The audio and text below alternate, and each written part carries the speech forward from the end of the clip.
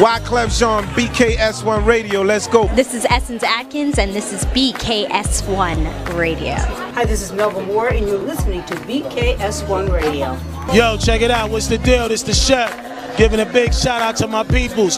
Big KS, you already know what it is. Salute. What's up? It's your girl Monifa, and I'm hanging with BKS1 Radio. Hi, I'm Iyanla Vanzant, and you're listening to BKS1 Radio. BKS Radio, baby. Hey, this is Jasmine Guy for BKS1 Radio. What's going on? This is Lamont Rooker, and this is BKS1 Radio. Shout out to BKS1, the best kept damn secret in the business. Hey, what's up? This is Raven Goodwin from BET's Being Mary Jane, and shout out to BKS1. Hi, this is Leon. You're watching BKS1 Radio. BKS1. God bless y'all.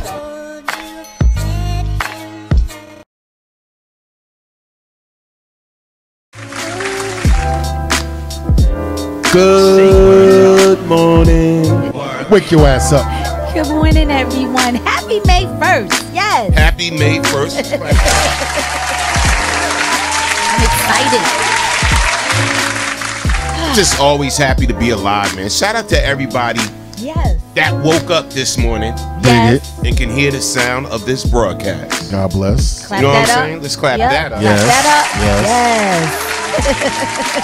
Jackie's on the clap button. Yes. Salute to everybody checking us out and watching us. Well, you feel real happy. You in a good mood. I can't use that today, right? I am in a good mood. Woo's in a good mood. I'm in a good mood. Yes, bedazzled and chilling. Yes, it's beautiful. It's beautiful. Finally. May the weather 1st. broke. Yes. Finally. Yes. And let me introduce the squad, this awesome squad here. To my far right, the dude that gets a little rude, but today he's in a good mood. My man Deacon Wu. Let's clap it up for Deacon Wu. Let's get it. Yes. He's sitting next to me, bedazzled, looking all, you know, sporty and stuff.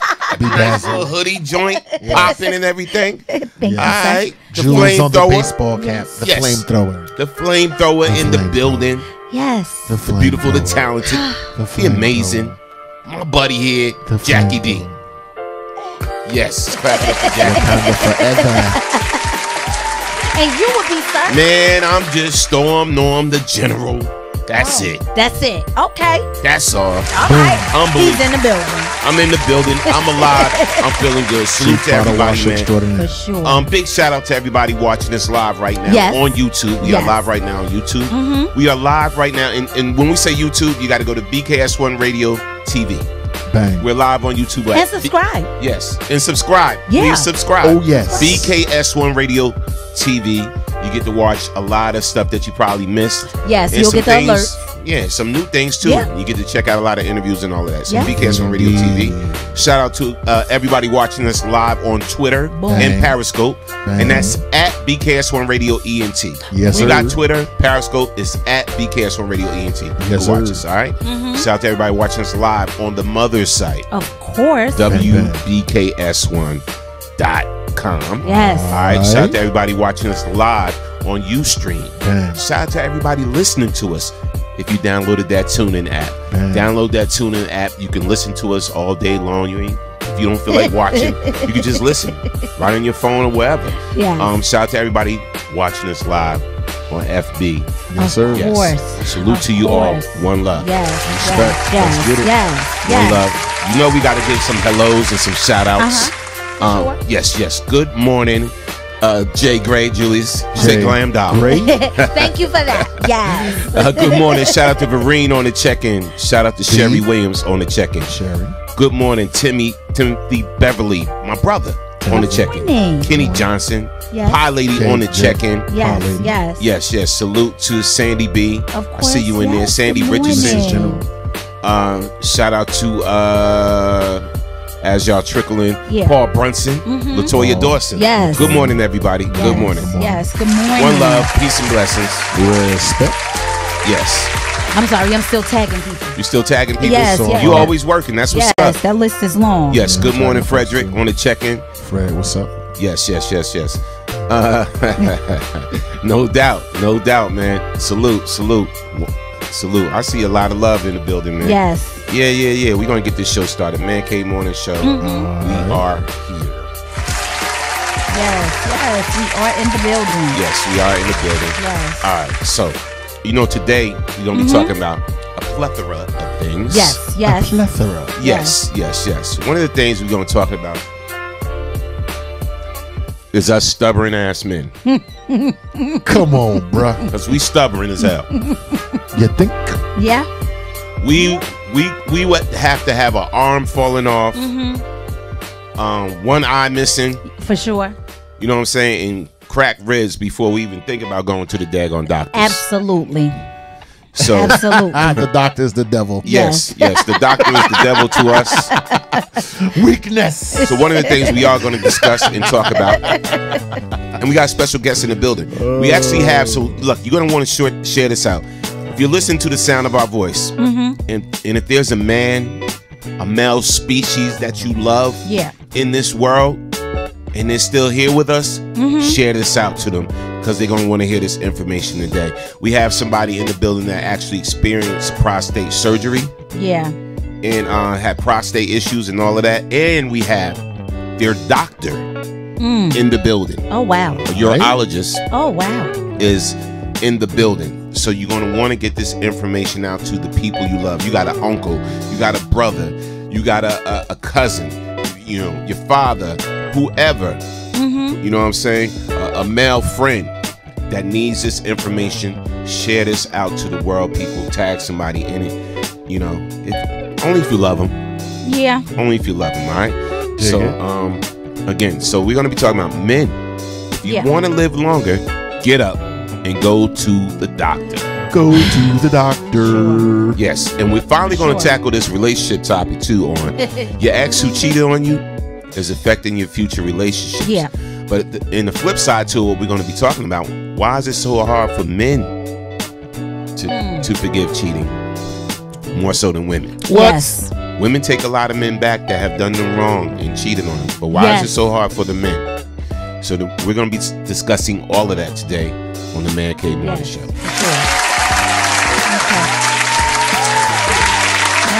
Who? When's the last time you've been for a doctor? I ain't talking about the dentist, bruh. When's the last time you got your checkup, prostate exam, colonoscopy, all that? I have not yet had my prostate examined. I'm waiting till I turn 50, which will be... Oh, that's what you're waiting for? Oh.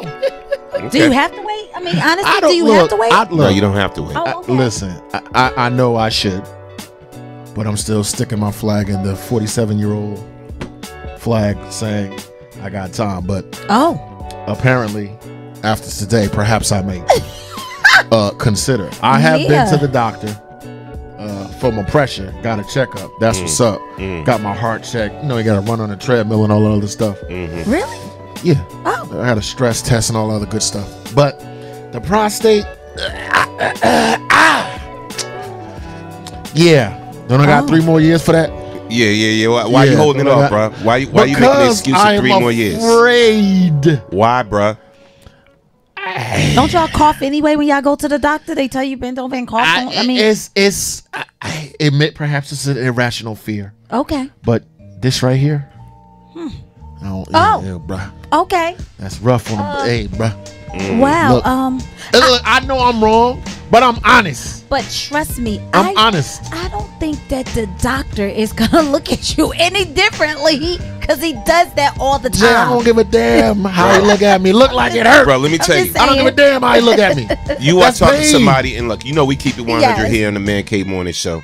Yes. You are talking to somebody that don't like anything going up there. Wait, come on. I clenched my butt cheeks on that one. Hey. All right. Hey. I don't like to be, you know what I'm saying? Relax. I'm not a fan. Put it Pump that your way. brakes. I'm not a fan. On that. But when we talk about our health, right? And it's funny. Yeah. Here's a story. Glasses, yes. Bro. A person that I know, you know what I'm saying? Person that I know through the entertainment game, whatever. They were always running, always busy, always on the move, barely eating. All of this, right? All of this. Oh my gosh. And soon as somebody says, oh, bro, you coughing a little bit, you sneezing too much, it'll go away. It's allergies? Yeah, it would pass. Coughing. You know what I'm saying? All the time. Sometimes just, you know, sitting down, like rubbing their chest. What? So all of a sudden, they sitting out. You know, the park, whatever like that. Open up their little bag. You know, they had a little pizza. Eating the pizza. Boom, boom, boom, boom, boom. Started walking and just dropped.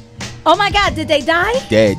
Oh my God. Come on, bro. Dead. Why so early in the morning? Bro, what are you doing? Dead. No, but listen. It's the first day of spring. Listen. Let me have my donut in peace. Jesus Christ. This brother. We're not laughing at the guy had passing. two things. No, listen. Yes. What did he have? The man had two things. So they found out that he had colon cancer. What? All this time.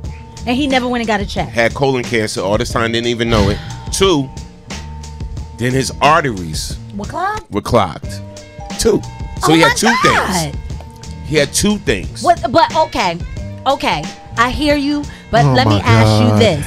If you looked at him, did he physically look well? You would never know anything was wrong with him. Oh my God. You would never know anything was wrong with him. And I kid you not. Jesus. Very prominent in the entertainment industry. Used to, and you know what? He used to even jog. This person used to even jog and work out.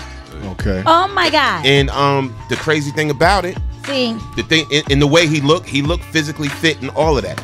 And he was just going to the park, had his regular little pizza, right? And he was sitting there eating the pizza, got up, started jogging again, and just dropped. Okay, I have to ask you a question. I have to ask you a serious question. Okay. He was eating the pizza, right? Okay. No disrespect to all the men with the extra meat in the midsection. Okay. Yeah, that would be me. Did that have an effect on it? Because sometimes I've read some stuff that your midsection contributes to a lot when you're like not morbidly obese, but you're like teeter-tottering. He was fit. Oh my God. No, he was fit. But the thing, when they checked him out, I guess the autopsy or whatever. Jesus. He had colon cancer, didn't even know it. And then two, he had clogged arteries. Why y'all playing with y'all health, man? Oh, it's artery. Look. I'm just this saying. Is the drill. This is the drill for men. Especially black men. Why? Listen. Why you doing it to yourself? You slug down some Robitussin. I cannot. That's the answer for everything. Huh? Pop some You Tylenol. understand what I'm saying? Oh my God, that is not the answer to I'm not everything. saying it. I'm talking about the mentality of a man. You understand me? Drink a lot of water. Just drink some water. Oh, and this I'm what sorry. I'm not going to do. Get you some. This What I'm is not that? gonna do, Apple fam. cider vinegar. It Look, cures bruh, all. I'm not going to go to the doctor. You understand what I'm saying? I'm going to just keep pushing. God. You know, my father actually dropped dead in his car on the way to real talk. Like I'm not even playing right at this point. Something like that should make you want to stay healthy and go to the doctor, I dude. go on occasion. It ain't like I like to see him. So we thank God that we do have a medical practitioner in here. We have a doctor. He can talk about it because this is going to be some real stuff for you guys to definitely get your pen and pad out, tag this out, talk to your friends because this is serious. Very serious. And what we're going to do, we're going to discuss. This is what we're going to discuss real quick. And it's funny. I went to heart.org and everything, American Heart Association. And top 10 reasons men put off doctor visits. I cannot. I probably got all 10 reasons. 10 reasons. Okay. All right. If you're guilty of any of these, you need to take yourself to the doctor. You need to go get checked out. Right, so we're going to go with these top 10 reasons. Yes, ladies, get your husbands. Pull them up here. Let them watch this too, ladies. Let me Oh, we got a caller. Yeah, we got a caller. Caller from the 908. State your name when you're calling from. You're on the Man Cave Morning Show. Welcome. Good morning. How y'all going to be talking about health issues and you don't tell me to come down? How you talking about? I'm very... Norm, if I didn't love you and owe you money, I'd come to the station. Right, dig it. What's up, bro? So let me ask you, man. When was the last time you went for a checkup? Probably about a year ago, man. Honestly speaking, about a year ago. And we have a doctor in the building before we introduce him and everything. Just yes or no. Is a year ago too long, or is that good? That's good. Okay, you all right then. See, I know what I'm doing. The doctor confirmed it, man. Here, doctor, I'm a fitness dude. I know what I'm talking about. You're a trainer. Let that ride, Norm. Let that ride. Yeah, but I do want to ask and the doctor probably could back this up for me about the difference between the body being, and I was talking about this before, about the body being alkaline and acidic, and how alkaline doesn't allow certain diseases to thrive in the body when your body's alkaline, as opposed to when it's acidic. Doctor, could you talk on that a little bit, please? I just want to make sure I know what I'm talking about. He wants to ask the doctor about alkaline and acidic states in your body. I'm gonna bring him on right now. So let's welcome to BKS1 Radio, the Man Cave Morning Show, Dr. Elan Mass. Hi, thank you for having me. Welcome, Doc. So your question was about alkaline and acidic drinks and how that could affect your body. Is that correct? Yeah. I'm sorry. Were you asking me? What was I saying? Yeah. Repeat your question, please. Oh, I was asking. I was talking before on the radio about the difference between the body being alkaline and acidic, and how most of the time our body is acidic and not in an alkaline state. But when it's alkaline, it's hard for diseases to thrive in your body when your body is alkaline. And I just wanted to have you touch on that a little bit. To be honest, this is not really something that is based in medical science. I don't think, at least, we haven't really, at least in my medical training, this is not something that we broached. Right. But I will say that the blood is very regulated. The blood always stays at a pH of 7.4, okay? So it's always slightly alkaline. The urine could range from anywhere from 5 to 7 or even greater in terms of pH. So the urine is, either acidic or alkaline, and depending on that, I'm a kidney stone doctor, so we see a lot of different types of kidney stones develop in either acidic urine or alkaline urine, but generally the body always maintains a steady state of 7.4 pH. It has various regulating factors that allow it to do that. So even if you drink alkaline, those new 9.5 pH drinks, etc., your body will still be able to maintain a steady state of 7.4 pH in the blood. Okay. All right. Dennis, real quick, and give us a call back during the show because I want to properly introduce the doctor and our guest. Okay, yeah, my bad, man. I'm sorry. I jumped ahead of you guys. I'm sorry. All right. Thank you. Thanks for calling in, man. All right. Thanks for calling in, man. All right. So now let's properly introduce our guest today on the Man Cave Morning Show. Here we have our brother Lenny Cathcart. Welcome, sir. Good to see you. Welcome. Thank you. Thanks for having me. Good morning. And just tell everybody real quick, man, what do you do for a living and your whole situation, what brought you here today? Okay, thank you. Of course, I'm a city of residents of Plainfield, New Jersey all my life. What I do for a living, I work for AT&T, going on 32 and a half years. Respect. Of course, if you're in the Plainfield area, you know me as basketball or working with the youth in Plainfield. But what brought me here today is, a lot of people don't know this, but I've been dealing with prostate cancer.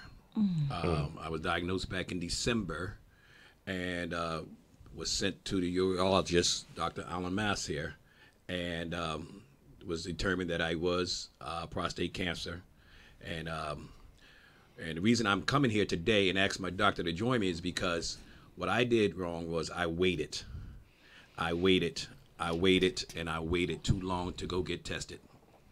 We should begin tested every year, especially when you're 40, and I'm sure we talk more about that. But I waited till I was 58 to go back and get checked. So I waited 18 years too late. So I had to do the surgery. And still recuperating and still had other issues come out of the surgery. But the reason I'm here is because I want my brothers to understand how important it is to go get tested. This is a simple test. You don't have to worry about the finger up the butt no more. The PSA is done with blood, and eventually they might have to put the finger up there, but the original visitation is with the PSA blood test, and it goes from there. So I just want brothers that's over 40 to go. Just go. Don't be. I can't tell you how much I've been through in the last 3 or 4 months, but we'll talk more about that. But that's the reason I'm here. Thank you for having me. Okay. Appreciate you. And Dr. Elam Nass, welcome. Thank you to the show. Just give our listeners a brief history about yourself and how long you've been doing what you do. Sure. So I'm actually in my first year of practice. I trained at NYU Langone Medical Center in the city. I went to medical school there for 5 years, and then 4 years rather, and then 5 years of urology training specific. So I spent 9 years at NYU, and then in July I joined Premier Urology Group, which is based in Union and Essex counties. I have 6 other partners that I joined, and we service 4 hospitals in the community, and we're basically very involved. We try to stay very involved in our community in terms of letting people know, just like Mr. Cathcart said, what's important in terms of screening. Not only prostate cancer, but we treat many other cancers of the urinary system, bladder cancer, kidney cancer, etc., as well as a lot of kidney stones and various problems with urination, etc., erectile dysfunction, a lot of men's health issues. So the spectrum is very broad in terms of what we treat and the types of pathologies that we see. And I really appreciate Mr. Cathcart bringing me here today. I know he's been through a lot, and I'm happy to speak about anything related to urology, particularly prostate cancer, anything. Wow. Okay. I was very shocked. You said 40? I'm ignorant, like I guess a lot of people are, right? I never thought 40. I'm thinking 50. Yeah, I always heard 52 as well. I didn't know it was 40 at this point. Well, so it could be 40. Okay. It doesn't have to be 40. I would say that there's a lot of controversy regarding screening for prostate cancer. And it's not that clear cut. There's no simple answer that the urology community has really established yet, although there are guidelines. And essentially, if you have any family history of prostate cancer, meaning you have a father or a brother or even an uncle that had prostate cancer, you should consider getting screened at an earlier age. And 40 is not unreasonable. Okay. If you, basically have other risk factors, for example, there are people that know that they have the BRCA mutation that could be seen in populations of people that have a history of breast cancer, etc. Then you should also screen earlier. African American gentlemen also have a higher incidence of prostate cancer, meaning on average, more African American men get prostate cancer than the average Caucasian man. We don't necessarily know exactly why, but that is a fact, in America at least. And so it could be argued that if you are African American, you might want to be screened at an earlier age. Right. So, we recommend that essentially if you do have any risk factors, you could get a very simple blood test called the PSA test, and we can get more into that. Anytime in your 40s. And then between the ages of 50 and 70, generally you should get screened every year.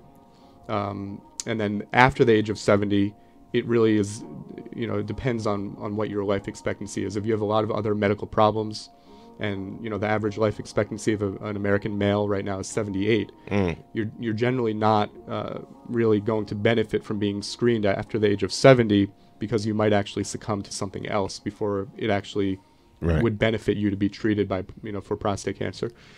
Wow. Doc, why do you think he just broke my whole mood? Listen, I'm feel for you guys. Wow. Why do you think African Americans males suffer more than other?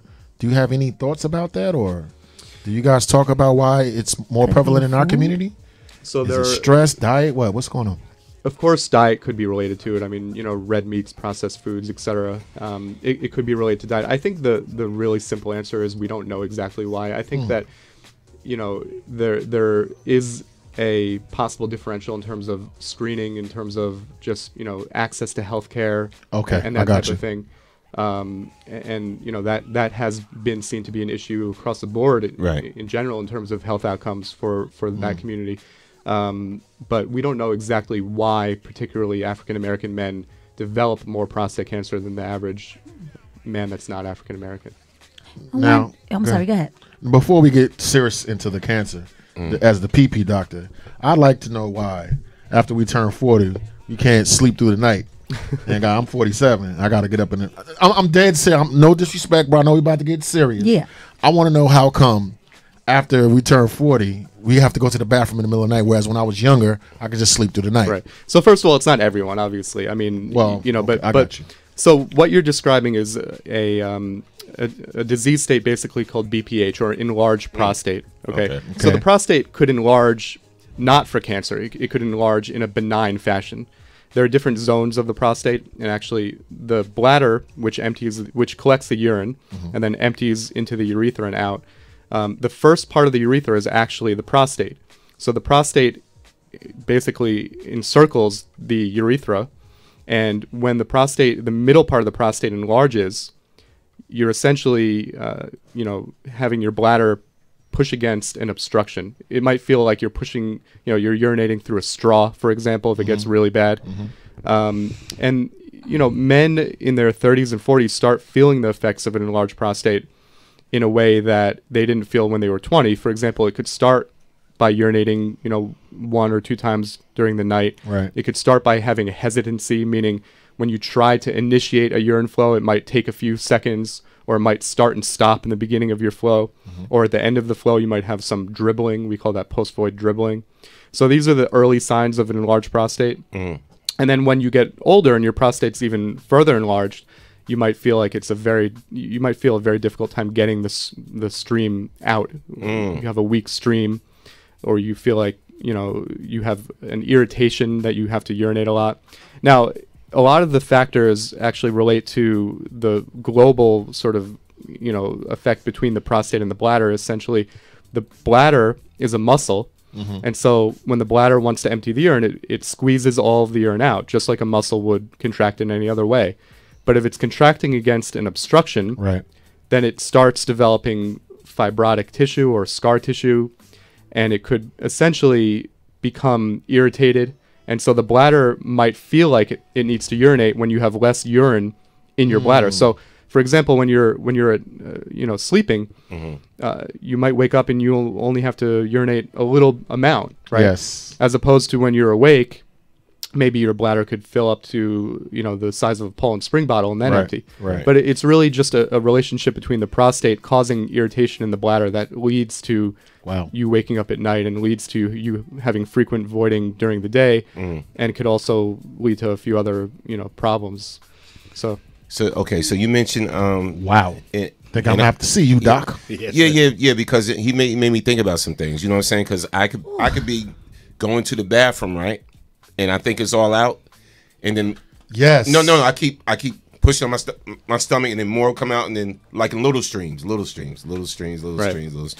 and like what causes that again? So another thing that happens when your bladder is obstructed by your prostate is that sometimes men don't get all of the urine out, and what we call that's called incomplete emptying. Okay. So one of the things that we do when you come to the urologist's office is we have you urinate. We try to have you urinate all the way. Yes. And then we take an ultrasound to your bladder and see if you have any residual urine in the bladder. We call that a post-void residual. And if you have anything but 0, that's abnormal. Meaning, whenever you try to empty your bladder, you're supposed to empty the entire bladder out.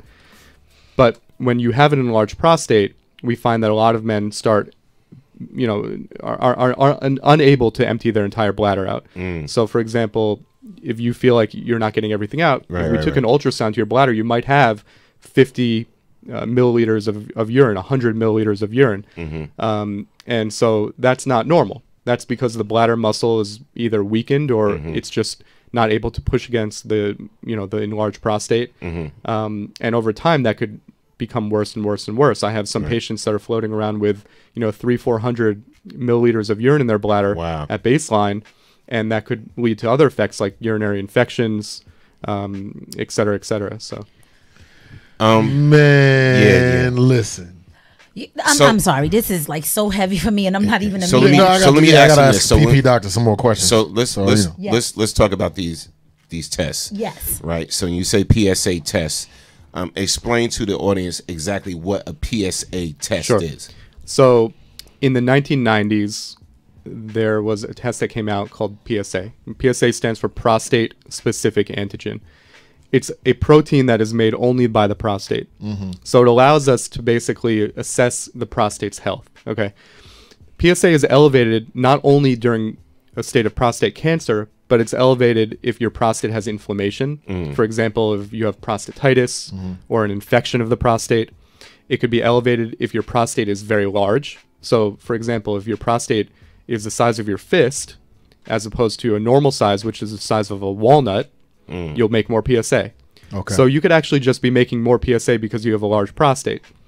The other reason is because prostate cancer could produce a higher amount of PSA. And so if you have an elevation in your PSA, which is, again, a blood test, it doesn't necessarily mean that you have prostate cancer. And so in the 1990s, before the test came out, we didn't really have a way of knowing if you had prostate cancer unless it really presented with the late stages. For example, when prostate cancer spreads, it spreads to your bones. It could spread to your liver, to your lungs, etc. It could cause bleeding. So a lot of the patients that would present with prostate cancer in the 60s, 70s, 80s, and any time before PSA screening came out, they would be, they would come in with bone pain. They would get some type of imaging test, and we would see that the prostate cancer was already widespread and untreatable. Wow. So in the 1990s, when PSA came out, we were finally able to have a very simple blood test that would allow us to see if you had a risk factor for prostate cancer, and we were detecting a lot of prostate cancers before it was able to spread to your bones or elsewhere. And the death rate for prostate cancer dramatically declined because of that. The problem with PSA, though, is that it could be elevated for other reasons. And so when it's elevated, that basically triggers a biopsy. So, for example, do you mind if I use... Yeah, go on. Mr. Cathcart had an elevated PSA, and he underwent a prostate biopsy. And actually, the biopsy showed that he had prostate cancer. A lot of the times, a biopsy will be negative. And so the problem with that is that the biopsy is not without risk. There are about 2 to 3% of the time, if you get a prostate biopsy, you could develop a very severe infection that could land you in the hospital and require you to have antibiotics through the IV for many days. So, one of the problems with PSA testing is that it led to a lot of biopsies and a lot of complications. And it also led to a lot of people being treated for prostate cancer that we now know, 20, 30 years later after PSA first came out, not all prostate cancers need to be treated with surgery or radiation. But in the 90s and early 2000s, all of them were.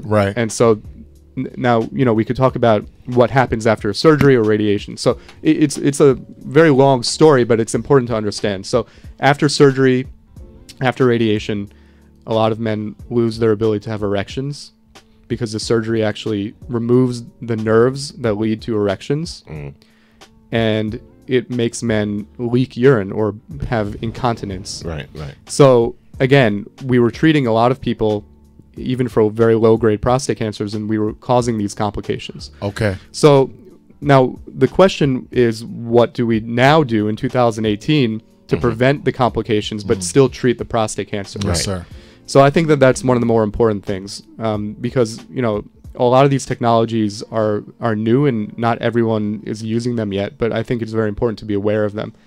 So I'll give you the example again from Mr. Cathcart. So when you have an elevated PSA, now we're able to do an MRI of the prostate, which is an imaging test. And that actually could show if you have a specific area in your prostate where we could target on the biopsy. So before, when we were doing a biopsy and it was just a totally random sampling of the prostate. Now, if we see something in the prostate through the MRI, we're able to target it with the biopsy. So actually the MRI could be fused live with the ultrasound that we're using to do the biopsy, and we're able to get a much better idea if you actually have significant prostate cancer or not. In addition, if the MRI is negative, then we could have a better assurance that maybe you actually don't have prostate cancer and your PSA could be elevated for some other reason. In addition, there are other biomarkers, blood tests, urine tests that are either approved or in the works that could help further stratify your risk for actually having prostate cancer. And real quick, what are we looking at? What's going on right here? Like, what are we looking at right here? Are people able to see this? Yes. Yes. Okay. Yes. So it's basically it's just an anatomical diagram of your bladder, your rectum, your prostate, your penis, your testicles, etc. It's the urological anatomy, essentially. It's just a picture of that. And let me move up there for a second. So it shows a finger in the rectum. Right. And the reason why that's important is because you could see that the finger is intimately associated at this point with the prostate. So when your finger is approximately 2 or 3 inches into the rectum, you're able to feel the bottom half of the prostate. Okay. So that allows the doctor to see if you actually feel if you have what we call a nodule or something that could represent prostate cancer. Okay. Wow. So using that in combination with the PSA is something that at least every primary care doctor should be doing for men between the ages of 50 and 70 for a very simple screening test to see if you have prostate cancer. So this is the simple screening test right here. That's that and PSA, the blood test. PSA. That is the screening What kind test of picture is that, bruh? Come on, fam. That's what actually happens. No? Yes. Thank you for the encouragement. I appreciate it. But trust me. I know, and I speak to a lot of brothers about this, and that's a lot of reasons why some brothers don't want to go get tested because of that. But I've had it done. It's 2 seconds, and you're right out. But I felt 2 seconds of discomfort, or maybe messing with my manhood, is worth me living. Yes. So, Mr. C, can you briefly describe what led up to you going to the doctor? You understand? Like, walk us through, like, you know, like you were just chilling and you're like, let me go to the doctor. Wasn't chilling. Right. What happened, bro? A couple of things. Yes. But first of all, like the doctor said, my erection. So this is going to be hard for me to talk about. Being a man, it's real talk, and being 58. First of all, I thank you. We appreciate, and we're always open here. And you know how we are. Open. Yes. We think we macho and this like that, and so I was having trouble with erection. Right. And first I took it as being my age. Right. I'm 58. It's just what happens when you turn 58. Right. But then a good friend of mine's, dear friend of mine to my heart, was talking and asking me about, have you had a prostate cancer test? And I said no. And they said, well, you an age and all like that, you need to go get it checked. Yes, sir. So I didn't wait. And I went to my primary doctor first and took the PSA. He called me up the next day. So once you go one day. And they call you back the next day. That ain't good, yeah. So I went back there and he told me, there's a chance. So then I had to go online and find a doctor. And found a couple of doctors, but what took to Dr. Alan Mass, the reason I appreciate him so much is when I and my family went, he takes time. Yes. He didn't rush us. My family was there with us. It was 4 of us all in the room, and we stayed there for about 40 minutes. Wow. And he had patients in the waiting room, not 1 or 2. He had patients in there, and he just took his time with us. And that right there, he had me. That sealed the deal. Yes. Some people get on me and say, "Why you rely on him so much?" But once he did that got me. Right. And being a sports fan also helped. So that what made me go. Then I went to him and we did the other tests and came back. He told me that I had the cancer. And he knows I took it hard. I took it real hard, and to this day, I stay in my room sometime and close the curtains and turn the lights out, and it's a mental thing too, and I'm dealing with that part of it. But I had loved ones in my family, everyone that I told was around me and supported me, so that helped a whole lot. I didn't let it out. This some people that's listening to this on Facebook or whatever gonna be the first time that they've been around me. Right. They might not even know that I had the prostate cancer because I kept it to myself. But like I said, the reason I'm here today is because I don't want to brothers to go through what I'm going through. Right. It's a still ongoing process. We got some more news the other day that we got to still deal with. But I just want everybody to understand, just go get tested. If you don't do nothing else, just get tested. That could save a lot of trouble down the road. So that's what led me up to going to that, brother. And the peeing, urinating constantly, and sometimes not, and then also with blood coming out. So yes, sir. That led me to it. Right. Good question. Thank you, Doc. How important is your patient's state of mind, and when you're treating people, and whether the person's depressed or a little more optimistic, spiritual, etc. It's the only thing that matters, I think. Yes. Because if they're not in a good state of mind, what's the point? You know, right. Yes. I think that there's so many people that take things well, so many people that take things poorly, right? And right. You won't ever find out unless you ask. Yes. And so when someone's going through this, and Mr. Cathcart and I have spoken about this pretty extensively, I would say, when someone's going through this, you can only really find out what's going on if you ask them. And it's important, I think, not only for the doctor to have these conversations with the patients, but also anyone that's involved in their lives. It's incredibly different when I see a patient that comes in with a supportive family as opposed to when a patient comes in by themselves. Right.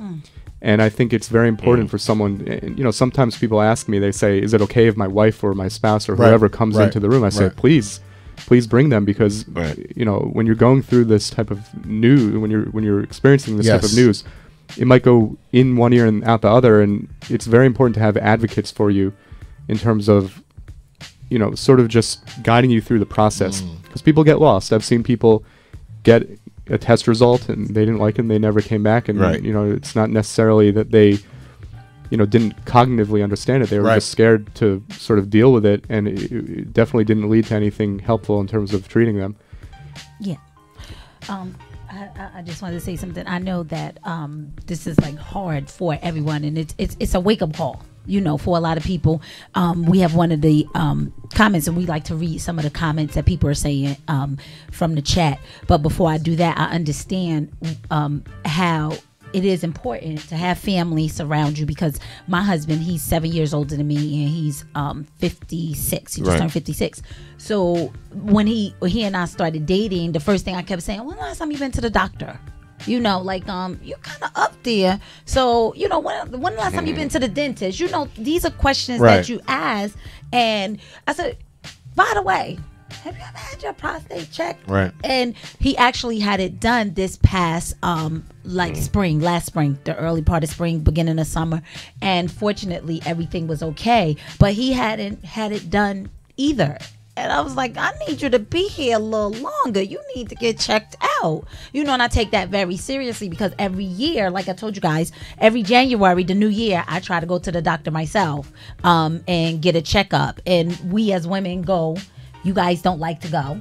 You guys, something got to be bleeding, falling off, and even then you're still like, I'm not going. We got to kind of force you guys to go. Y'all go to the doctor if you break a lash or a nail. This is true. There are thousands of men alive because of women. Yeah. No, the real talk. Like, we just don't do it. We just don't. We don't have a relationship with our doctor in that fashion. Yeah, and you know what I mean. And I think it's whereas women, really, you build relationships, Right. rapport. Yeah. I want to see my PP doctor like, yo, so doc, how's the joint? You know what I mean? It's like, we don't really do that. But for him to be a doctor and not be a part of that rush you in, rush you out, that's type a big of deal. You don't meet a lot of doctors like that. And I understand, and I'm fortunate to have a doctor who does that. And she don't care if her room is packed. She's going to give everyone that same equal treatment, and you're not going to go in there and just feel like they're going to give you that 3-minute conversation and then you're out the door. You need someone that's going to sit and talk. You get to know your history, your family history. Absolutely. And not just put it on a computer so that they can do the once over once they get you into that examining room. And I think that this is like such a great topic. Absolutely. Because we joke around a lot here. We talk about stuff that, may not necessarily hit home, but this will hit home, because one of the, people that are in our chat, we like to consider them as our BKS family. You wanted to say something? Yes. Real quick, and then let's read some comments in the chat. Go ahead. But the funny thing about it, and I went, you know, I have a doctor and everything, and I went and had the prostate exam for the first time, and he was like, "Looks good, you know, you're all right there." And then I'm like, listening to Dr. Mass, and I'm like, maybe I didn't have the PSA though. Right. Right. You know what I'm saying? Like I didn't have the PSA, you know, and like when he started describing the problem with the urination, you know, stop, you know, little streams, boom, boom, boom. I'm like, maybe okay. Let me get that PSA so you need part. To get that. Oh yeah, definitely. Okay. Definitely. Yes. Because it was a year ago when I had the basic prostate exam, and he did that with a regular checkup. Okay. I just want to point something out. So the screening of PSA and the rectal exam, that's specifically for prostate cancer. Although when you're doing the prostate exam with the finger, you could actually find out how big a man's prostate is in a rough sense. It's not perfect. Right. So there are other things that we could do, like taking an ultrasound to the prostate to see how big your prostate is. But if you're just getting a rectal exam and no blood test, that's no good. You need both. You need the blood test. Wow. The rectal exam only feels about 20% of the surface of the prostate. And generally, you know, even if you did have cancer, you might completely miss it with a rectal exam because it could be on the other side of the prostate, it could be in the middle of the prostate. You definitely need the PSA test to complete the screening process. So he did do a blood test, but I thought that was just part of the physical. Exam. I was getting a physical done. Yes. You know, and he did the prostate exam. So I didn't know the blood test was that what they was looking for? Well, usually if you're just going for a physical, you'll get all sorts of labs, you know, check your sugar, check your cholesterol. And generally when you're at the age when you're supposed to be screened for prostate cancer, they're supposed to add that to the blood. To the labs. Okay, got it. All right. So if you're getting a regular physical at our age, that's one of the tests that one of the things they look for when they take your blood, correct? Again, not every year when you're 40. And even some people advocate that you could, you know, wait a year or two when you're even between 50 and 70. But as long as you're getting a PSA screening test, at least every year or two, I think that's sufficient. So when we see our doctor, we need to know whether he did the PSA screening or not, correct? Correct. Okay. So I think it's something you should ask, right? Right. Make sure that they don't. Because I got blood work done about a year, but I didn't know anything about this. So I don't even know if he did that test or not. I got it. You know what I mean? Yeah. Follow up. Okay. Right. All right, we're gonna read some of the comments from the chat. Okay. And again, we have Lenny Cathcart in the building and Dr. Elon Mass in the building. Yes. So we have a lot of comments in here, and I'm going to try to touch on a few of them. Starting with Vereen Brown, she said, "Mr. Cathcart, thank you. Great topic." Okay. Then we have Tiffany Barker. She said, "My late husband passed at 45 because he was not taking his meds and took his health for granted. Glad you guys are talking about this as well." All right. Then we're going to go down to Julius Gray. He said, "I'm a diabetic type 2 suffering from nerve pain. It's unbearable sometimes. I finally went to the doctor to get the meds I needed for it. Fortunately, my heart and kidneys are working normally. Prostate normal, blood pressure was high, and cholesterol." He said, "I'm popping pills like Tic Tacs. Things I refuse to believe something was wrong with me. I recently sought advice from a dentist to get help, get me back right." He said he wanted his stripper body back. Oh my God! I don't think Dr. Mass can help you with that, bro. Yeah, wrong doctor. I have a friend that could help you with that. Well, I'm serious. Bariatric surgery. Okay. You know. See? Doctor is a clown. So, oh my I love God. it. Yes, go ahead. I'm sorry. No, real quick. Let me Yes. come back to this. And you know how sometimes you do research Yes. on the internet, but when you actually speak to an actual doctor, it sort of conflicts. So, because the internet is not a doctor. So yeah. If this is wrong, just please correct it. So here it says, here are 6 common risk factors for prostate cancer. Okay. Age, diet, exposure to toxic substances, family history, geography, and race. Are all those I would agree there. Oh, yeah. okay. I mean, you know, I think the definitely the things that are most important are family history. Yes. Okay. By far, that's number one. Okay. Race is definitely something that we pay attention to, especially in the African American community. Right. Diet certainly could affect it. We don't know exactly how that affects cancer in general yet, but certainly we know that there are a lot of food substances that are carcinogenic and could lead to cancer in general. But no one, because there could be a guy that's eating hamburgers off the griddle every day of their lives, and they might not get cancer. So we don't know exactly how that plays a fact.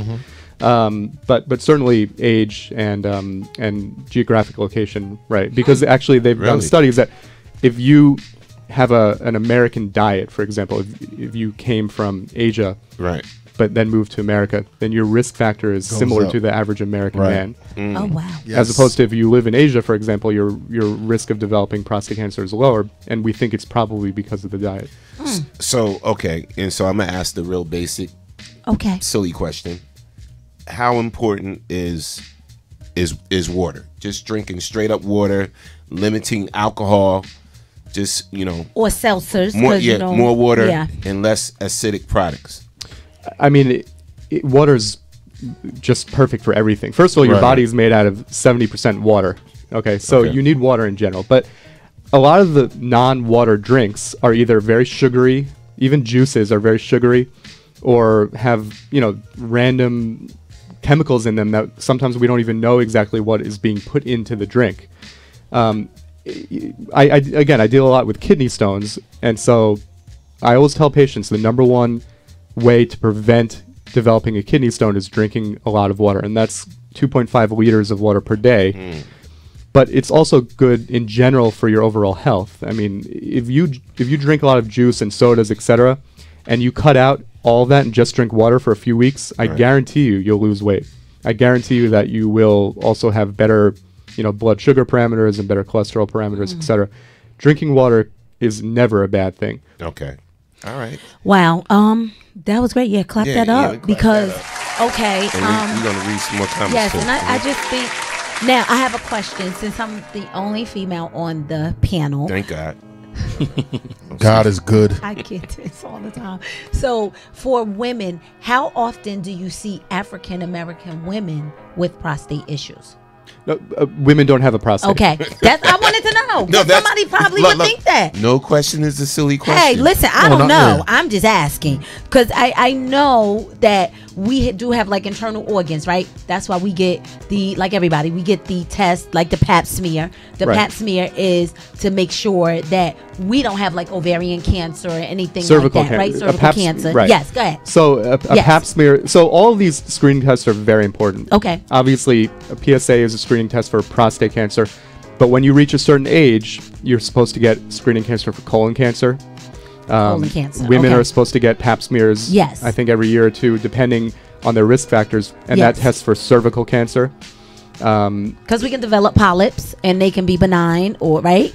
Like in the cervix, it's not particularly a polyp, but it's basically, a way that the cervix grows to lead to first sort of cell changes that are abnormal, and then it could lead to cervical cancer. Obviously, mammographies for breast cancer. Yes. Breast exams for breast cancer, etc. Not all cancers actually either could be screened for or should be screened for necessarily. But the cancers that should and could be screened for, you definitely should go through those tests at a regular time. Again, prevention is the best thing that we could do as a medical society, because then we prevent the problem from happening before it even occurs. And if we catch it early enough, we could potentially treat it and cure it, as opposed to just treat it while it's uncurable. Okay. And this is the Man Cave Morning Show. Yes. Can you dispel the myth about urinary tract infections are just related to women? So women actually do get urinary infections at a greater rate than men, and the reason for that is because the actual urethra, the tube that you pee out of, is shorter in women. So bacteria live all around us and on us at all times.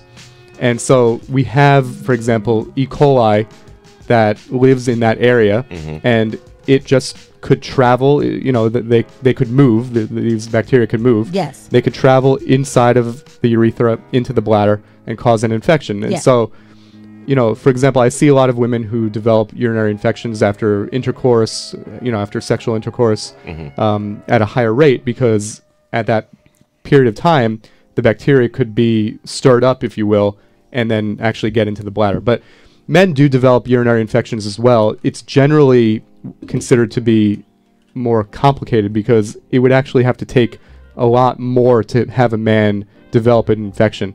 For example, we were talking about before when a man doesn't empty his bladder out when his prostate is enlarged. And I always describe it like this. If you're not emptying your bladder and you have urine that remains in there, it becomes it can become murky, like a pond. It's not moving, right? Your urine should be like a stream, always in and out, and no urine should be remaining in your bladder. And so if your bladder develops, if it's not able to get all the urine out, it could develop an infection.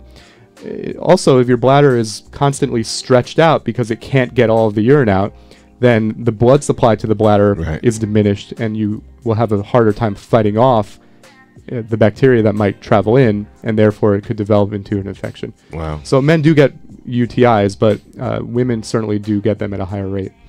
Go ahead, Will. Mr. Cathcart, I would like to thank you for your honesty. Like on the show, we talk about a lot of silly stuff, but we also talk about how we feel, right? And a lot of times men don't talk about being afraid. Men don't talk about weakness. Certainly we don't talk about erectile dysfunction or urine flow or whatever. Yeah. But psychologically, I'm just looking at myself and other men. We don't like to go to the doctor because we're afraid, want to avoid pain, want to do this, want to do that. And because of this mind state, we're putting ourselves at risk. So I want to thank you and you, doctor, for being open and honest about that, because we talk about a lot of bull crap. Yeah. A lot of machismo, a lot of I'm gonna punch you in your face and do this and do that. Right. But a lot of times we just don't do doctors. Like we don't trust them. It's gonna hurt. It's gonna make me feel a certain type of way. You know what I mean? It's a litany of reasons why we don't go to the doctor. You know what I mean? Doc, I'm sure you know, as men, like we'll face a bullet, go to jail, punch somebody in the face. Will not under no circumstances go to the doctor. Will not say, hey, I got a problem down there. Will not. So I appreciate you, but I want to thank you for your open and your absolutely honesty. And for the doctor to dispel some of these myths and stuff. I need your car because absolutely. After the show, we're gonna talk. Dig it. Here's one of the things I want to ask Lenny and the doctor. So you go to doctor, you get diagnosed and everything. Medications to help treat or maintain or just help the situation. Is there a lot of medications involved, especially with a situation like Lenny's? Well, so are you referring to prostate cancer? Prostate cancer, everything related to what he's going through. Yeah, his medications and stuff. Yeah. The treatments for prostate, let's say you get diagnosed with prostate cancer. Okay, there are a few different ways that this could play out. First of all, if you have a lower grade prostate cancer, we grade it now from 1 to 5, let's say. So a 1, even a 2 is considered to be low grade. Generally, we actually don't treat. We just put you on what we call active surveillance. So it's not like we're doing nothing. We're actually actively assessing your PSA values. We will do a biopsy again in a year and maybe another year and then 3 years out. And if you continue to have this low grade prostate cancer, we could stay away from surgery or radiation. So if you have an intermediate or a higher grade prostate cancer, then you have a few options, and generally the two ways that people go are either right to surgery, meaning removing the prostate. Nowadays we do that with a robotic surgery approach, so it's very minimally invasive. You stay in the hospital generally for 1 night. The other way that you could go right off the bat is radiation. With radiation, generally we give medications to lower your testosterone in your body, because prostate cancer feeds off of testosterone. And so we could actually give you a shot that will make your testosterone go close to 0, and that will help the radiation do its, have an effect on treating the prostate cancer. Right. Certain circumstances will actually lead to men having both radiation and surgery, depending on if the first one was able to get rid of the cancer or not. And in fact, the treatments are not perfect. Even after surgery, about 30% of men will still have residual prostate cancer that will need to be treated in another way. Same thing with radiation. About 30% of men will continue to have prostate cancer even after being treated with the radiation. It could happen 10 years later, but it could still happen in about 30% of men. I was going to ask that. I was going to ask how likely is it to reoccur? Yeah. I was going to ask that. Wow. Then when it does recur, we have a lot of treatments that are medication-based. For example, lowering the testosterone, that's called androgen deprivation therapy, or ADT. We also have chemotherapy type of agents, and there's a whole litany of different treatments that we have for what we call advanced prostate cancer, or prostate cancer that is resistant to the the hormone therapy. So can you talk about okay, so this is the age of marketing and men's health products and all of this. I see a lot of commercials. People changing their diet. I see a lot of commercials now for these supplements now for your prostate, improve prostate health, this and that, or take this and it's going to improve, or if you got an enlarged prostate, it will help this and that. Is a lot of that just garbage? Well, actually, there have been some studies that have shown that some of these supplements do work pretty well. And by the way, all of these supplements are for the enlarged prostate and the urinary issue side of things, not for cancer. Okay. So none of these supplements will prevent or cure or treat cancer in any way. So they're all for the benign urinary entities of enlarged prostate. A lot of people take saw palmetto, for example, et cetera, et cetera. There are a bunch of different, supplements on the market. The problem with supplements is that they're not regulated. They're not FDA approved. Right. And so you don't know exactly who's making this thing, how much of the active ingredient is in the pill. Yes. It could be mostly sugar and 1% active ingredient or whatever. Not to mention the fact that there are some scientific studies that have shown that these medications might have an effect, but a lot of studies have also shown that they don't really have any effect at all. So there are a lot of approved medications for enlarged prostate or to help you urinate better, et cetera, that are FDA approved. And, as a doctor, we could only really rely on the things that have been studied in the way that we know to study them. So when you talked about testosterone and the link to prostate cancer, and high testosterone feeds prostate cancer. So a lot of men now, you know what I'm saying, because they want to have a better sex life and this and that or whatever, are taking testosterone boosters and that they can be endangering themselves. They could be. So before we put anyone on testosterone replacement therapy, we always check a PSA and we always do a rectal exam to make sure that they don't have any signs of prostate cancer. If you do, then we will not give you testosterone replacement therapy. If, for example, you have had prostate cancer and you've been treated, there is evidence to suggest that you could still then go on testosterone replacement after the fact in a safe manner, but we still have to watch your PSA, et cetera, very closely. A lot of men are on testosterone replacement therapy for various reasons. It is increasing in popularity. A lot of men do benefit from it in many different respects. Right, absolutely. But there are studies that are sort of, equivocal in terms of other risks that testosterone replacement might present. For example, heart risks and et cetera. So it's not a perfect treatment either. Okay. Mr. Cathcart. Yes, sir. So you were diagnosed when? When did you first get diagnosed? I was diagnosed back in December. 2017? Yeah, December, I forgot what date, but January 18th is the actual date I had my surgery. January 18th. How are you feeling? You look great, brother. How are you feeling? I mean, what's going on with you, man? Well, I feel good. I have issues. I do have issues. Like I said, it's mental. Right. It's mental. Right. Trust me, it's mental. Also, that you got to deal with, not just your physical part yes. of it, right. the Absolutely. mental part of it.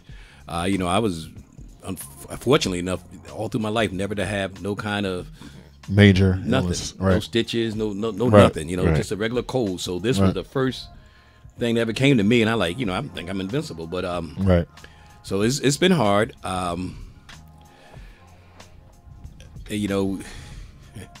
guess I'm here. I would just talk, right? Yeah. That's why we're here, brother. Yeah, I've been after your surgery, you go back 3 months and you do another PSA. And I just received information that I still have cancer in my body. So now we are dealing with a radiologist to deal with that part. So that's where I'm at right now. So it's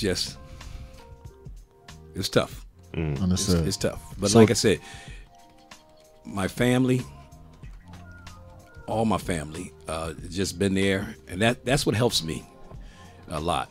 I be honest, I sometimes just don't even want to get out the bed. I've been there, stayed in the bed. You know, at one time got me some DJ equipment. I used to go downstairs and play. I haven't done that in a while. You know, I am getting out more now.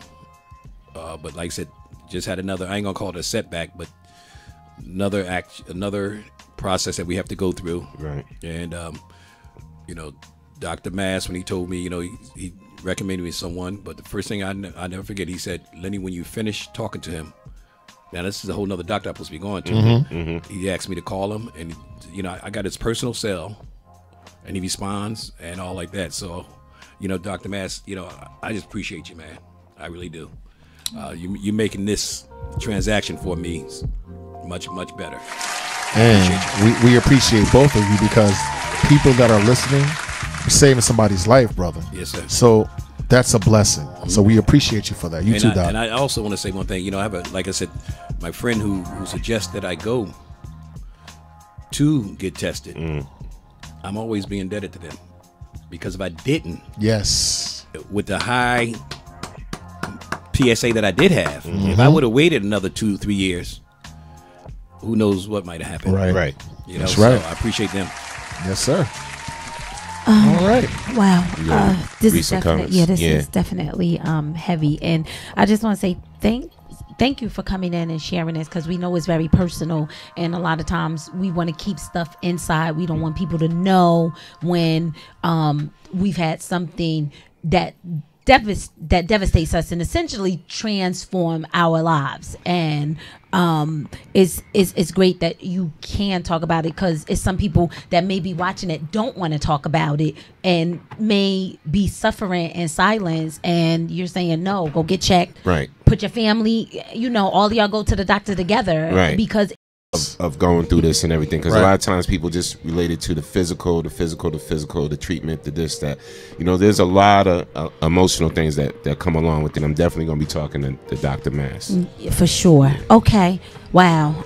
You know, before I just two things. First of all, I want to thank y'all for letting us come and thank spread you, the word. My goal is I want to at least have 50 men to go and get checked. Wow. That's my goal. I know 3 or 4 men already that have went. Out of the 4, 3 of them came back very good. So that's my goal here, is to try to get 50 men. So if you're listening to this and you have someone, yes, inbox me and just say, hey, Lenny, we went. Like I said, my goal is just to get 50. If I can just have 50 men go, and we might save 1 or 2. Yes. So, and I appreciate y'all for doing this. And next time that, you know, if we do come in here, you know, I always got to put my little smile on the things on. Can you make sure we have a 49er sign? No! And not no giant. Boo! No Giants. My twin sister, well, thank you the for doctor that. cannot save you, You brother. overstayed your welcome. Bye. Doc, you can stay. Unless, of course, you're a Cowboy fan and you got to get the hell out of here. No, My twin I'm excited for sister Saquon. is a 49ers fan, so okay, there you have it. Giant all right. blue, bro, all day. Oh Thank my y'all for having God. us. Thank you. No, we appreciate you guys. Look, Yeah, you better recognize. I was gonna ask you what you thought about Saquon. I'm surrounded by this. Oh my gosh. Yeah. You know, half of the time he's in my office, we're talking football. You know, so, Like this You know little what quick it side is, story, brother. real quick. My goal is to get to every football stadium. Okay. I'm at 23 that the 49ers play at. Oh, nice. This year, I'm probably going to 4 to make it 27. Wow, respect. But what like I said, what we have in common is, in 1 year, him and 3 other men. One other. Went to all the baseball stadiums in 1 year. Wow. That's so cool. Wow. So Okay. we connect that way. So Nice. it's pretty cool. Nice. What's your team? The Yankees. Okay. Yeah. All right. I'm from New York. Good man. so- Good man. All right. All Okay, right. I'm a Mets fan myself, but okay. Mess. All right. So moving on. Yes. Let's read some comments. So Kwame Pie Lady Palmer, she said 50 men, let's go. That's right. The 50 men march. All right. Okay. I like that. Yes. All right. That's going to be my Facebook charge. 50 men march. See, you started something. 50 over Pie 50. Lady. How about that? 50 over 50. 50 over 50. Right. Okay. Right. That's good. Like that. That's right. I like that. All right. So let's go to Danielle Spencer. She said, thanks, Dr. Mass and Mr. Cathcart. Thank you. Cathcart, excuse me. Tracy Sunshine Tucker. She said, stay strong, Lenny. Thank you, Tracy. And she said, stay strong, Lenny, is a process. I know how you feel. It gets better. Thank you. All right. Diane Dario, she said, love you, Lenny. You got this. D. Okay. Oh my God. Thanks, D. And Julius Gray, he said, Mr. Lenny, you are not alone, sir. Right. All right. Oh yeah. Yes, and Vereen Brown, she said, life-saving is a hero, and Dr. Mass is an example. Congratulations. All right. Thank you. Yes, go ahead. Before you go, Lenny, one of the mantras that I chant every day as a Buddhist, about cause and effect, but we also realize that we're not what happened to us. We're our decisions. So something happened and you made a decision. Yes, sir. That decision saved your life. Yes, sir. Right? Now you're making more decisions that's going to benefit you more. So intellectually and spiritually, it's the decision, because stuff happens to all of us. All of us get sick. All of us go through adversity. Right. But a way in which to balance it out, getting devastating news, you know what I mean? Something that's emotionally draining and toxic, is to remember that is the decision. And you go from decision to decision, not circumstances. So you're not your cancer. You're not what happened to you.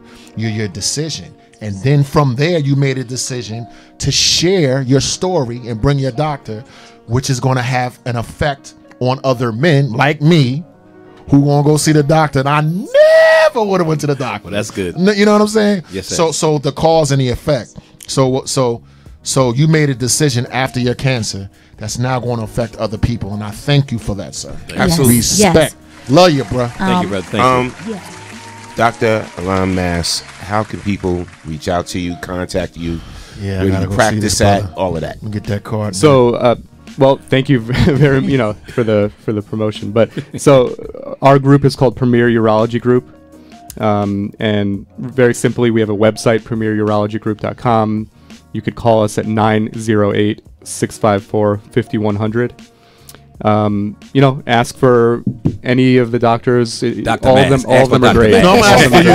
Ask for Dr. But Mass. on a radio show, I need to see you. I think that you don't necessarily need to see a urologist at the very beginning.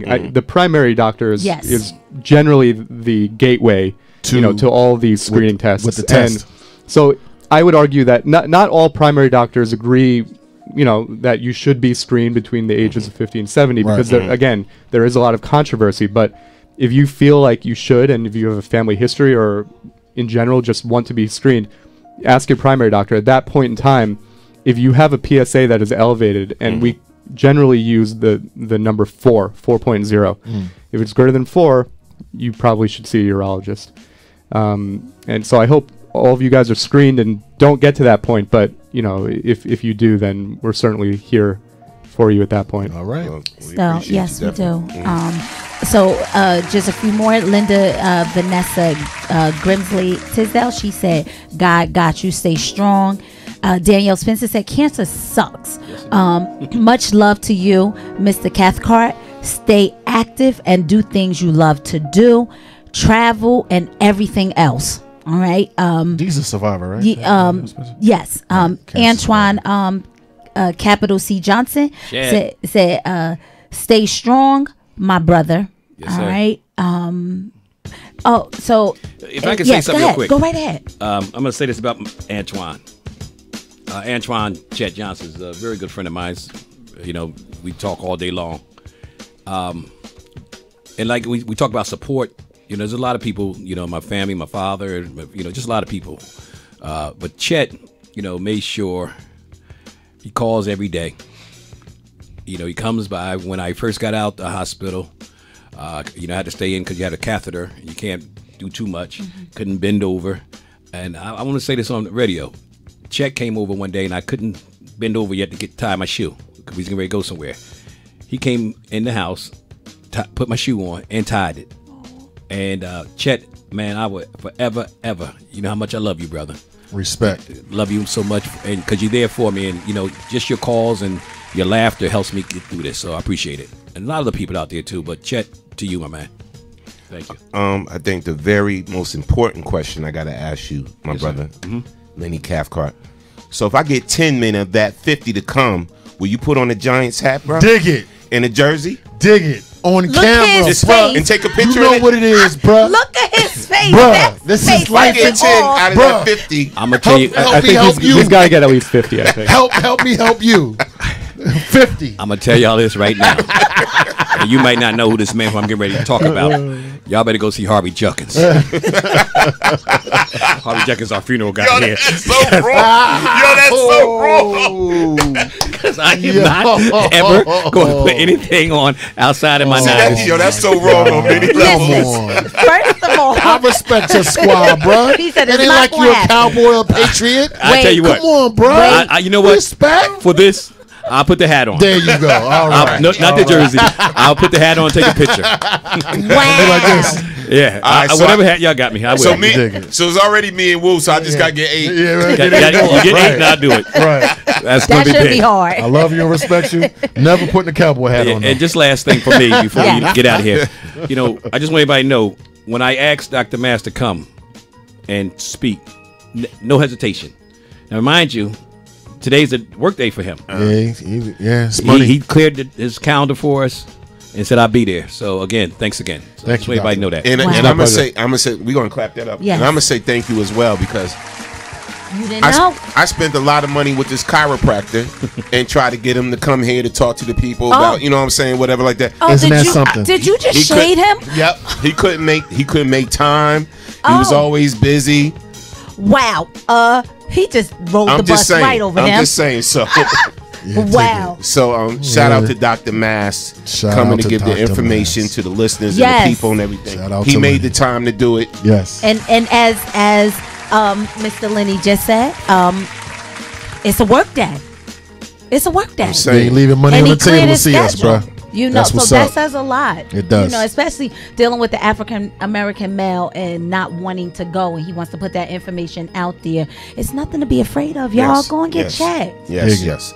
Yeah. So again, we want to thank everybody Yes. that listened to our yes. guests, that you know what I'm saying, that sat back and gave the comments, the beautiful comments that they did, and showed the love that they did and everything. Yeah. And we appreciate our guests Lenny Cathcart and Dr. Alan Mass. Yes. Yes. And just again, hit him up. Go Yeah. check out his practice and No everything. doubt. You know what I'm Yes. saying? He made time to give the information. Go make time and share this video out. Yes, share it out. share it out. It'll help someone. Yeah. share it out. I'm gonna tag you on Facebook, Dr. Mass. Thank you guys for having me here. I really All right, appreciate really it. appreciate Hopefully you we help some coming in. people today. Yes. Yeah. Yes. Thank you, Doc. Thank you. Excellent. And don't forget that 50 over 50. 50 over 50. Yes. March. All right. Yes. It's going to be a 50 over 50 March. All right. So look for that. Yes, go we'll to all be wearing Giants caps. go to Yes. Mr. Cathcart's page, and he's going to be putting that up. And go get screened, guys. Right. Remember what the doctor said. You don't need to actually come see him. You can see your regular Primary. practitioner Get the test. and get the Blood work. the blood work done. And the proper Absolutely. name of the blood work again, sir? PSA test. To get the PSA. PSA test, like public service announcement. There you go. PSA. Okay, you can think of it like that. Just No go doubt. get checked out because it's imperative. We want you all to be here to see your family, see your grandkids if you have them. It's really important. Hey, look, I'm getting Yeah. more health Y'all conscious. need I to just go. went Yeah, 3 I weeks got ago. Y'all I need just to got go. my colonoscopy You did. 3 weeks ago. Yes. Checked out fine. No polyps. No this. No that. So Yep. I took them to the doctor. she Well, I'm gonna say actually this did. Yep. real quick. And about y'all was talking earlier about weight. And Yes. I meant to bring that up early because Dr. Mass kept telling me before I go to surgery. He said, "Lenny, I need you to lose 10 pounds." I think I said 30. Hey, And I did skinny doctor. And I did the opposite. Hey, I did the opposite. What you mean you gained? I put back probably about Stressing, 10 or 15 man. more That's because stress. I just didn't You know, like I was like, whatever's going to happen is going to happen, but I'm going to enjoy. Yeah. But and I brought this part up because I want to say this. Because of my weight and putting that weight on, it made my surgery that much more difficult. Wow. Yes. So in other words, follow the directions of your doctor. Yes, there you go. That's listen to what your doctor They're not hating on you. They're actually trying to help you. Come on, bro. Get that weight down, man. I'm working on it again. Yeah. It also helps with healing after the surgery. Yeah. You know, oh my God. To be less. Yeah. See? If I'd known, I'd probably be much better off right now if I would have done what I've done. Should have done. See, even going to the doctor, he still wasn't listening. So black men. It is what it is, fam. Pass me my whopper. So, what's the? I'm just curious. I don't know if there is or not. And there's probably not. I don't know if they did studies, but like, what's the success rate with having this particular type? Great question. Surgery.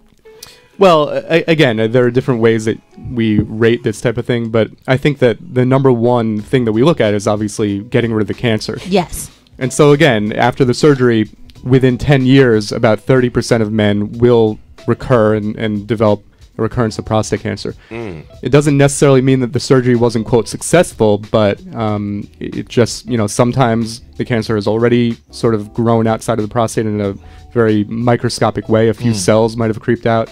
But we also look at things like erectile dysfunction or leakage of urine after the surgery or complications in general around the time of the surgery. There are a lot of things that could happen within the first 30 or 90 days after any surgery. And, generally people do pretty well overall in terms of those complications. But cancer control is number one. Has there been any cases where you told a patient that they need this surgery and they rejected the surgery? Well, I think yes, but generally then they get radiation. Oh. Patients either, if we recommend that they need treatment, they often people say, well, I don't want to have any type of surgery, but they always will then have the other type of treatment available. And there are other things too that we have. We could freeze the prostate, called cryotherapy. We could shoot high frequency ultrasound rays at the prostate. It's called HIFU. There are a lot of things that we could do, but generally, if someone has it, I've never experienced someone that got a cancer diagnosis that didn't have any type of treatment if we recommended it. Okay. All right. I will always ask for the best option. Like me, I know me personally, like what is going to help me? Yes. Help yourself? Yeah. Yes. So if this is the best option, the surgery or whatever, like the cryo thing and all, like, is it better than that? That's me. I'm going to ask those types of questions. Is this better than this? Is this better? You know what I'm saying? And I'm going to go. That's why I went with the surgery part. Because, like I said, because of my elevation of my PSA, it was probably the best for the route I went. There you go. Wow. All right. Wow. Yep. We want to thank everybody again for listening to the Man Cave Morning Show. A lot of information. Yes. I hope everybody processed it. And please go share this show out to all the men in your family, brothers and uncles and fathers and whatever, cousins. Share this information out because it may help somebody. All right. And again, we want to thank everybody because remember, it's never about us. It's always about you. Because you are the next best kept secret. And we are out of here, people. Thank everybody for tuning in today. Wakanda forever. Bang, bang.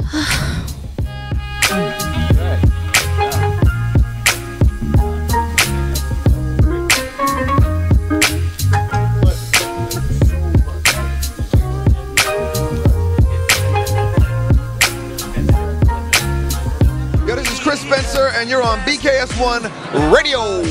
It's your girl Chanel, BKS1 Radio, and I'm here with the beautiful Garcelle Bouzet. I'm paying you later.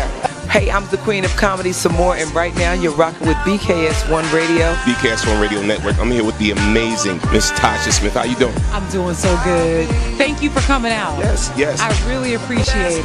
Hello, Denise Boutte. Hey, what's up? Shout out to BKS1 Radio. See you soon. Brick City's finest, J.B. Williams. I'm in the Savage Podcast Studio, chilling at BKS1 Radio. BKS1 Radio. I'm here with the legendary Mr. Dick Gregory. How you doing today, sir? Fantastic, brother, and thank you. This is Essence Atkins, and this is BKS1 Radio. Jamie Foxx, BKS1 Radio. What's going on with you? Storming on. This is George Dr. Funkenstein Clinton for BKS1 Radio. They be doing the dog, y'all. Yo, this is Chris Spencer, and you're on BKS1 Radio. It's your girl Chanel, BKS1 Radio, and I'm here with the beautiful Garcelle.